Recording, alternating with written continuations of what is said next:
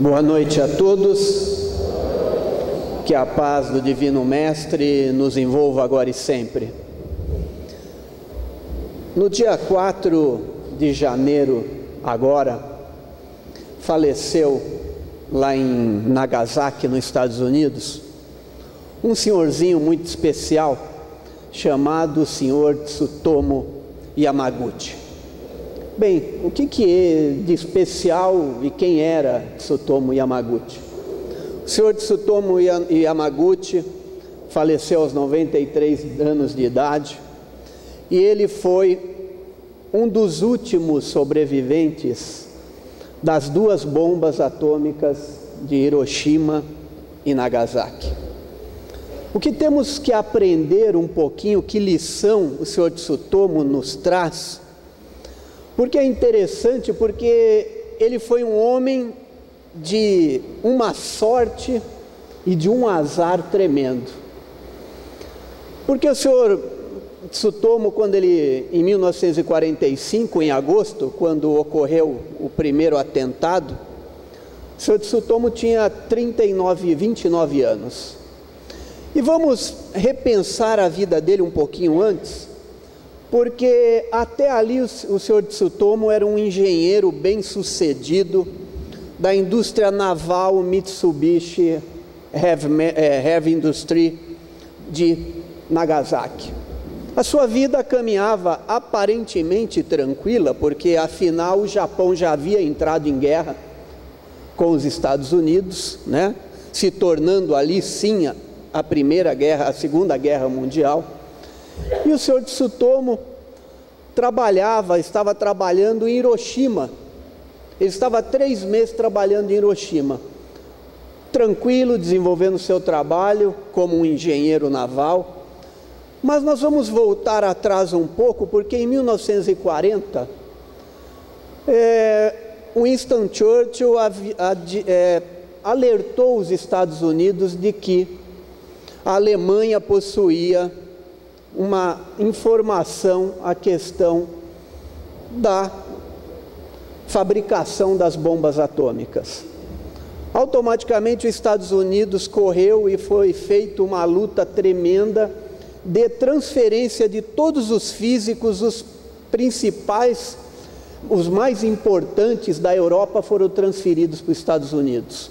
E numa operação extremamente sigilosa, essa operação chamada então Operação Manhattan. Só para vocês terem uma ideia, que aí foi construída uma usina atômica para que fosse desenvolvida automaticamente a bomba atômica. Nesse projeto, em alguns livros a gente ouve que 300 mil pessoas estavam envolvidas, 300 mil trabalhadores envolvidos nisso. Outros livros dizem que estavam 600 mil pessoas envolvidas na construção dessa usina de Oak Ridge no Tennessee. Só que o mais interessante é que essas 300 mil pessoas trabalhavam, mas não sabiam para quê. O segredo era tal que cada um tinha a sua função, mas ninguém sabia o que estava se fazendo.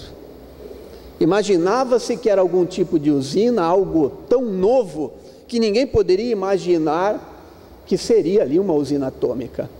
Então nós vemos uma legião de 300 mil encarnados trabalhando, se dedicando a algo que eles não sabiam o que iria acontecer.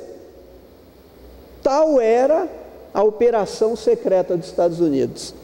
E é tão interessante que, se vocês tentarem buscar em algum livro americano, como eu fiz nas minhas pesquisas, até fiquei muito decepcionado, porque eu tenho uma coleção lá da Reader Digest, a cada 10 anos, toda a história universal, e eu fui procurar sobre a bomba atômica.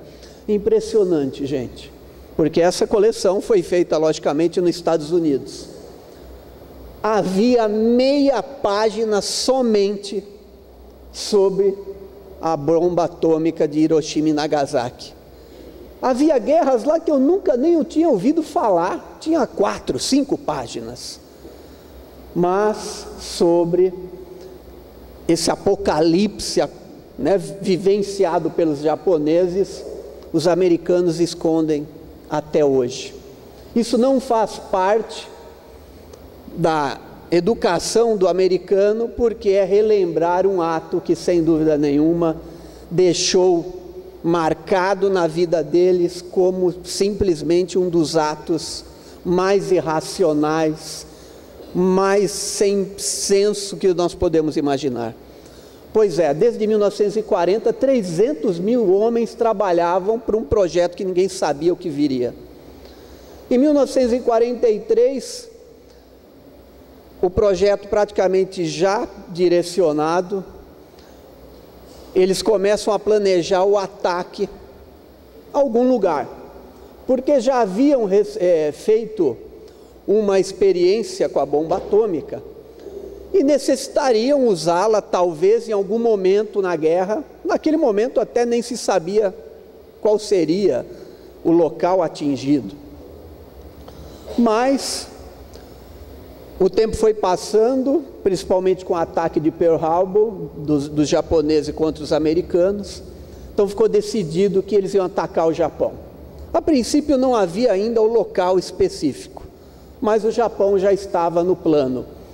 E o senhor Tsutomu trabalhando normalmente lá, mal sabendo ele que ele estava sendo vítima de uma falange de encarnados que em determinado momento destruiria sua cidade. E aí olha que interessante, foi escolhido o melhor piloto da aviação americana, o senhor Paul Tibet, que foi até a Boeing em Seattle escolher os aviões que faziam parte da operação. E lá ele escolheu um bombardeiro B-29, que era o avião que voava mais rápido na época e o mais alto ao qual poderia ser usada a bomba. Estrategicamente seria o melhor avião. E aí o senhor Paul Tibet escolhe o avião e olha que maravilha. Ele coloca o nome do avião de Enola Gay. Quem é Enola Gay? A sua mãezinha. Ele coloca o nome do avião de Enola Gay, que era o nome da sua mãe. Que meigo! E esse avião então voaria sobre a cidade de Kyoto a princípio, que era a capital, a antiga capital do Japão, e que também era o centro religioso do Japão, ou seja, vamos acertar o cerne da estrutura política e religiosa do Japão. Mas aí na última hora, o secretário da guerra, uma pessoa muito boa, o Sr. Henry Stimson, resolve mudar de lugar. Ao invés de atacar Kyoto, nós vamos atacar Hiroshima, porque Hiroshima é mais plano. Nós vamos ter uma visão melhor do efeito da bomba atômica. Vamos conseguir analisá-la com mais profundidade. Na realidade, eles estavam apenas fazendo uma experiência e alguém teria que sofrer. Ainda bem que não foi nós brasileiros, que éramos aliados, mas os japoneses. Então foram sorteados. E o nosso companheiro Tsutomu Yamaguchi estava lá, trabalhando em Hiroshima, só que ele era de Nagasaki. E justamente no dia 6 de agosto, na manhã, o senhor Tsutomu vai pegar o seu trem para voltar para Nagasaki, porque ele havia trabalhado por 3 meses em Hiroshima. Ele e mais 2 engenheiros amigos de trabalho. E às 8h15 da manhã, às 5h45, encontraram-se sobre Iwo o bombardeiro B-29, sob o comando do aviador Paul Tibet, se encontra com mais 2 bombardeiros sobre Iwo e se direcionam a Hiroshima. Os 2 bombardeiros eram apenas para tirar fotos, para filmar o efeito, para ver como é que essa experiência seria. E aí, às 8h15, justamente quando o senhor Tsutomu Yamaguchi voltaria para Nagasaki,